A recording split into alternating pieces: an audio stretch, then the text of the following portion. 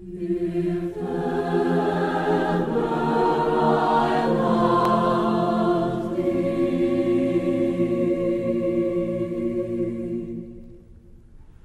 my Jesus.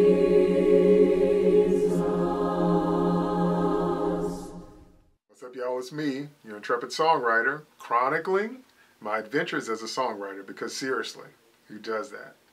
Today, I am at Trinity International University in Deerfield, Illinois, my alma mater. I went here, and I'm here to interview one of my former professors, Dr. Paul Satre. How you doing, Dr. Paul? I'm doing very well. Nice to see you back on campus, David. Nice to see you as well. Dr. Paul is a professor here. He teaches music theory, private piano lessons, conducting, and he's still the head of Trinity's concert choir, something I was in when I was here and I had a good time in. Great time.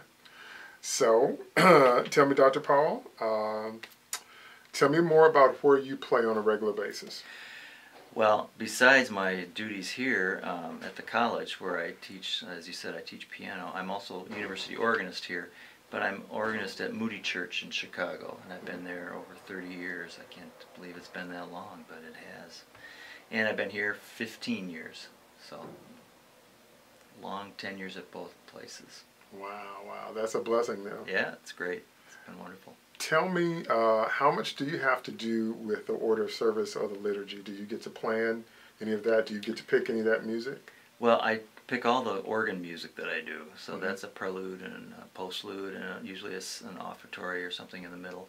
But I don't have much to do with the other aspects of the service as far as picking or placing them in order or anything else. I do go down for the midweek rehearsal on Wednesday nights, so I'm there every Wednesday night, so I have a little input there. But there is a committee, and they have several full-time people on staff in music specifically, so they take care of that. So I kind of fit in and do the seasonal things, and make sure that I'm fitting in if there's a sermon series, I try to fit into that, or a missions emphasis, or of course the holidays, so I'll fit in that way. But so what I have is the say over the organ literature that I pick from week to week. Now, how much of that do you do any arranging with? You mean the Any vocal of the, choral stuff? or any of it, the organ music or the vocal choral stuff, how much of that do you personally arrange or adapt or add? Well, depends on. If we have the orchestra playing that Sunday, then it's pretty much exactly the way it is in the hymnal. If there is not an orchestra and I'm accompanying the congregational singing, for instance, I'll adapt or arrange. Often on the spot, I'll improvise slightly or reharmonize at the organ, perhaps a final stanza. There are also lots of published reharmonizations of hymns, so that if we do a hymn, I can use that reharmonization for perhaps a final stanza. The choral things I don't do much with at the church. I do here, but I don't use it that much at the church. I also, however, often play both the big pipe organ and then I'll play a synthesizer for something else. We'll do something contemporary and we'll want a different sound, so I'll turn around and play a synthesizer pad or string stop or something. And so I have to be kind of adaptable in that way and change gears a little bit from style to style. Cool. No, and I enjoy doing that too. So. No, I definitely understand that. Most keyboard players have to do that. Yeah. Well, I want to thank you for using the word improvise with me. Yes, you're welcome. That's cool. Yes. I'm so glad you improvised. And the second thing I want to ask you, that kind of leads me into when I was here, we recorded a CD. Actually recorded two in my time here, but we did your arrangement of My Jesus, I Love Thee, which is one of my favorite arrangements of all time. My Jesus,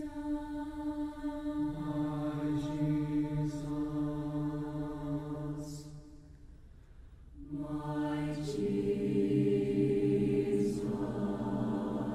is thou who art worthy.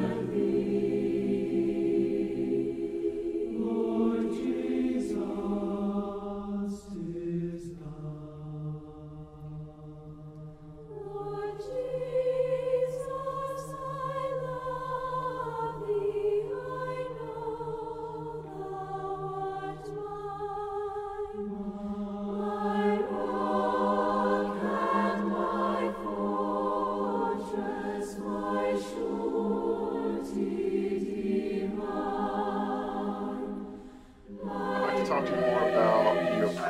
organist in arranging that. I loved your use of thirds and sixths and the way they moved, but what's your approach when you're doing that type of arrangement? Well, it's a huge question because I think I bring to the task everything I've learned about theory and voice leading, because it has to be singable, it has to be usable, and that you learn in theory class.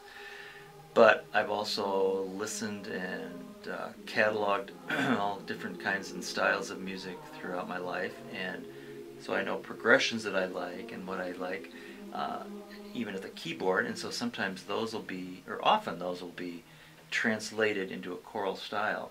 So I have to keep in mind the style I'm using, the texture, what the choir can sing, the extent, the ranges of the voices, all, the balancing, all those kinds of things come to bear on writing an arrangement like that.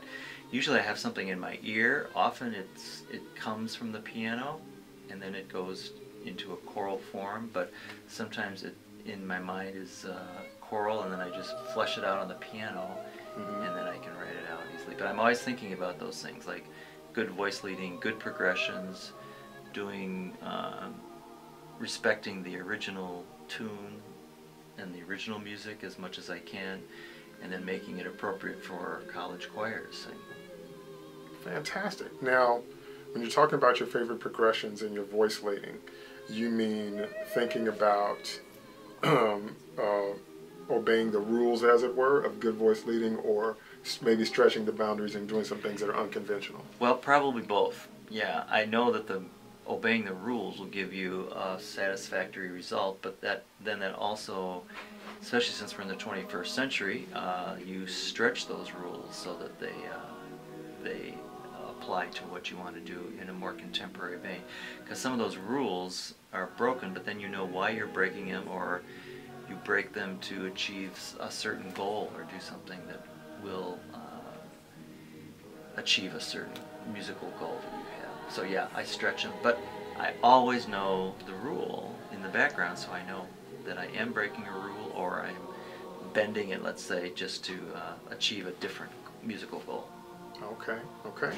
Now when you say choral style, specifically what do you mean when you use that phrase? Choral style? Mm-hmm. Because that can mean a bunch of different things to a bunch of different people. Yeah. So what do you mean? Well, it depends on what I'm doing. If I'm like that, My Jesus I Love Thee, that was a more thickly textured, full 8-part choral writing. If I did something a little more folk song, like What Wondrous Love Is This, I've done that before. That's a lot simpler, usually no more than 4 voices, and often unison parts and so on. So it just depends on what the song calls for too. If it's simple or more thick textured approach to the arrangement. Okay, okay, that makes a lot of sense. Yeah. How do you feel choral music has changed, let's say, since the turn of the century? Do you see any difference? Well, yeah, I always am keeping abreast of what's going on in classical, in legit choral music, because I have to pick out things for the concert choir at the college.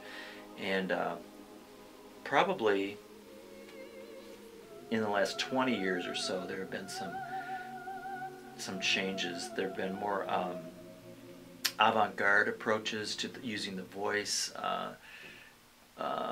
whispering, yelling, overtone singing, and then of course the whole world music thing is very large and has been for the last 10-20 years probably. So anything that would give a nod to anything, almost anything African is very popular right now, as are many of the Asian styles. So sometimes pentatonic scales and music are used. The African rhythms and complex rhythms and layering of rhythms, that's been going on for even longer than 20 years, of course. So there's all of those world music things that musicians in regular universities now are paying very close attention to, and when maybe 40, 50 years ago it was thought to be more primitive or barbaric almost, is not considered that at all, and now it's very sophisticated and considered very beautiful in its own right because of what it was and what it is in those societies. And so that's been a really refreshing change, I think, because it's been accepted into the academy as legitimate in every way, and that's been wonderful. So you'll see African drumming ensembles in colleges and steel drum ensembles in universities and so on too. So bringing in African music is always good, in any of the world musics. Wow! So there's been an expanding of musical tastes and palettes and choices, right? And it's been much more international, right? Wow, right. That's it's fantastic. Been very nice. Yeah, it's been very good, I think.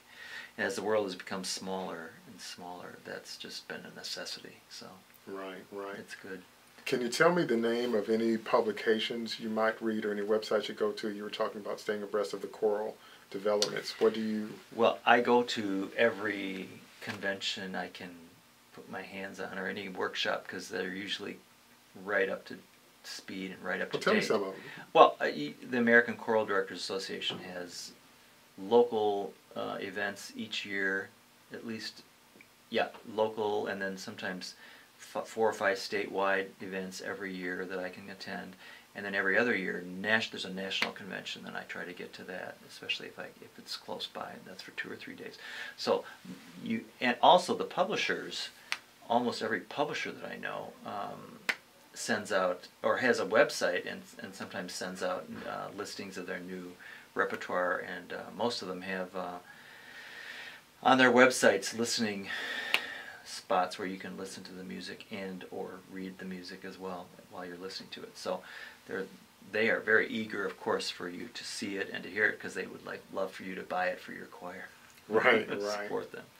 Absolutely. Okay, that's so cool. It's easy to find. It's very easy to keep abreast of what's going on now. It's wonderful. So there's plenty of information, easy to plug into the flow, yes. the choral flow in particular, Yes. to see what's going on. Okay, I see.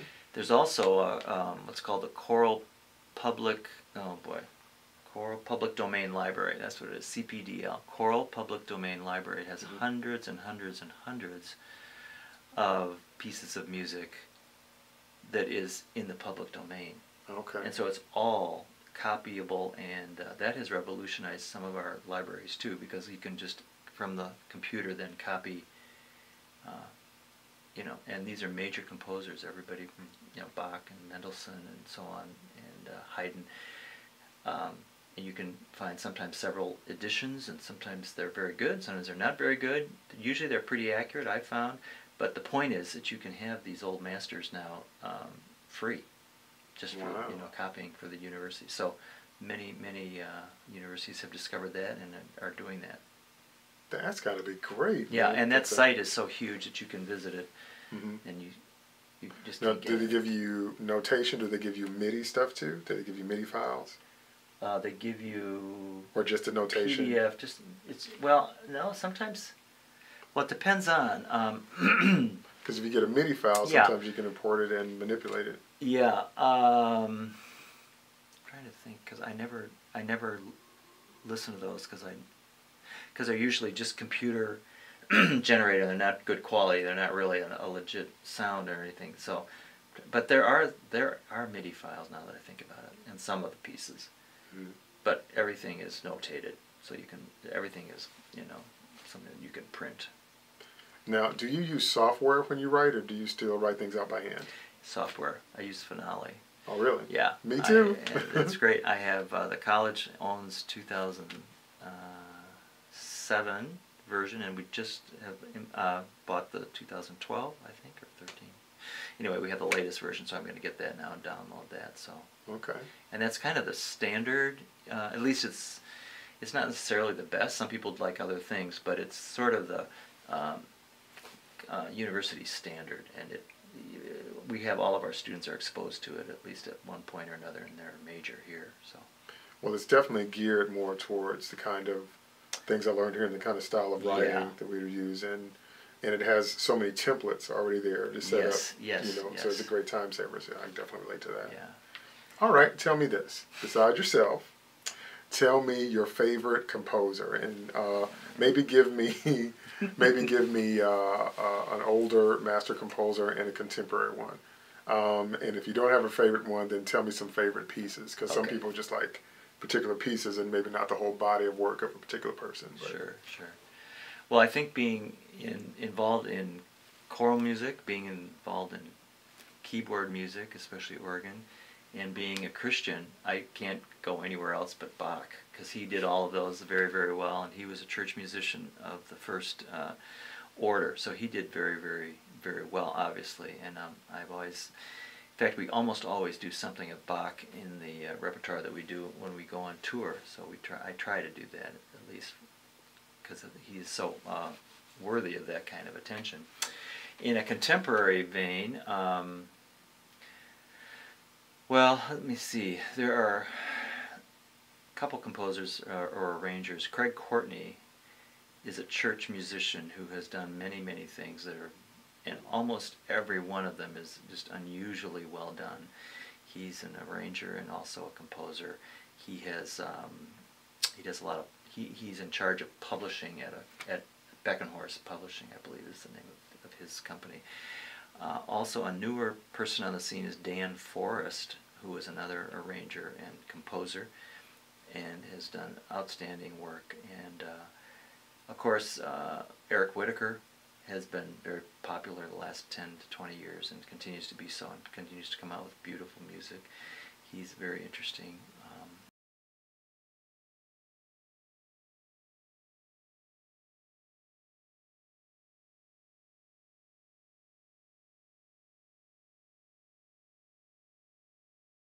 Blase blue da bleep blop blue.